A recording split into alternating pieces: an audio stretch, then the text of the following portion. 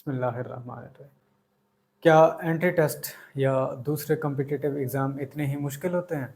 Physics FSc syllabus के अंदर हर chapter के हर टॉपिक में से आपकी इन कॉम्पिटिटिव एग्ज़ाम के मेजर पॉइंट्स क्या होते हैं और फार्मूलाज आपने कैसे बेटा इस्तेमाल करने होते हैं, इस सीरीज़ को हमने स्टार्ट किया हुआ था। अस्सलाम वालेकुम बेटा। चैप्टर नंबर 13 करंट इलेक्ट्रिसिटी या इलेक्ट्रोडायनामिक्स, इसको हमने स्टार्ट किया हुआ था अपने सबका लेक्चर के अंदर। Parallel combination of the bulbs के लिए इक्विवेलेंट या टोटल पावर क्या होती है, इसको हमने कैलकुलेट किया था। आज के हमारे टॉपिक के अंदर total power in series combination, कि अगर आपके पास बल्ब्स हैं और उनको सीरीज कॉम्बिनेशन के अंदर कनेक्ट किया गया है तो उनकी टोटल या इक्विवेलेंट पावर क्या होगी, ये हमने कैलकुलेट करना है।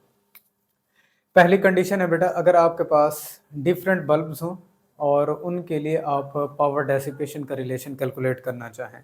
पावर डेसिपेशन और पावर रेटिंग ये क्या थी, इनका सबका कंसेप्ट हम पढ़ चुके हैं। तो हर एक बल्ब के लिए क्या कुछ पावर डेसिपेट हो रही है, सबको जमा करेंगे तब हमें इक्विवेलेंट या total power dissipation in series combination मिल जाएगी। ये पहला फार्मूला बेटा आपने ध्यान में रखना है।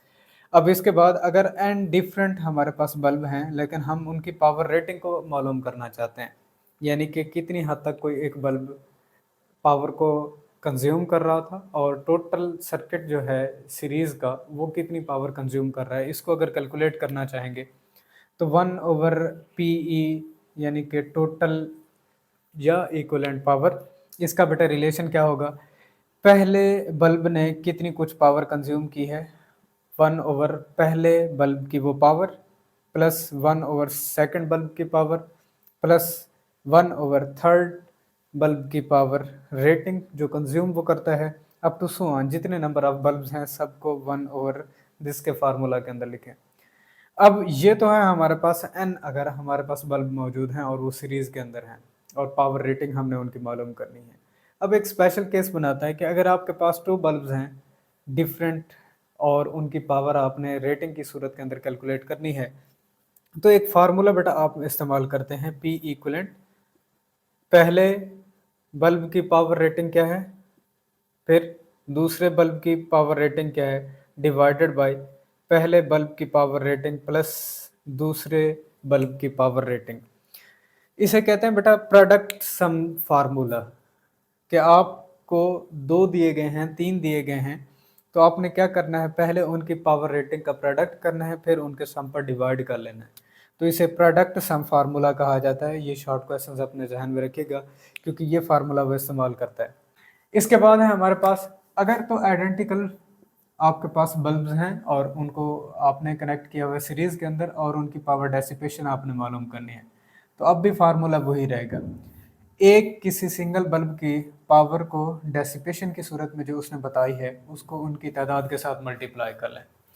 दूसरा, अगर यही n आइडेंटिकल बल्ब्स हैं, ठीक है, लेकिन उनकी पावर रेटिंग की सूरत के अंदर क्या कुछ वैल्यू आएगी वो अगर हमने मालूम करनी है, तो पावर रेटिंग किसी एक बल्ब की आपने लेनी है और उसको नंबर ऑफ बल्ब्स के ऊपर डिवाइड कर लेना है, तो आपको वहाँ पर इक्विवेलेंट या टोटल पावर मिल जाएगी जो कि किसी एक बल्ब के अक्रॉस रेटिंग की सूरत के अंदर मौजूद होगी। अब हमारे पास बल्ब्स नहीं है बेटा, हमारे पास रेजिस्टर्स हैं और रेजिस्टर्स के केस के अंदर क्या कुछ हमारे पास ये इक्विवेलेंट जो पावर है रहेगी, इसको अगर हम कैलकुलेट करना चाहें तो जितने भी आपके पास रेजिस्टर बेटा पैरेलल कनेक्ट हैं उनकी पावर डेसिपेशन पैरेलल कनेक्ट जो किए गए हैं ये हमेशा बराबर होगी सीरीज में जोड़े गए तमाम तर रेजिस्टर्स की resistance divided by parallel connection के अंदर मौजूद तमाम तर रेजिस्टर्स की रेजिस्टेंस। इन दोनों के दरमियान में रेशो बनानी है और सीरीज में जितने भी आपके पास रेजिस्टर जोड़े गए हैं उनकी पावर डेसिपेशन के साथ मल्टीप्लाई कर लेना है। अब यहाँ से एक फार्मूला आप भी बना सकते हैं। हम power dissipation across the series connected resistor वो फाइंड करना चाहेंगे तो आरपी को यहाँ मल्टीप्लाई कर लें, RP divided by R S. Parallel में जितने भी कनेक्टेड रेजिस्टर्स हैं उनकी रेजिस्टेंस को कैलकुलेट करें, इक्विवेलेंट रेजिस्टेंस को डिवाइड करें सीरीज की सूरत के अंदर जितने भी रेजिस्टर्स मौजूद हैं उनकी इक्विवेलेंट रेजिस्टेंस है और इसे बेटा पी पैरेलल के लिए इसके साथ मल्टीप्लाई कर लें, तो ये फार्मूला भी आप बना सकते हैं।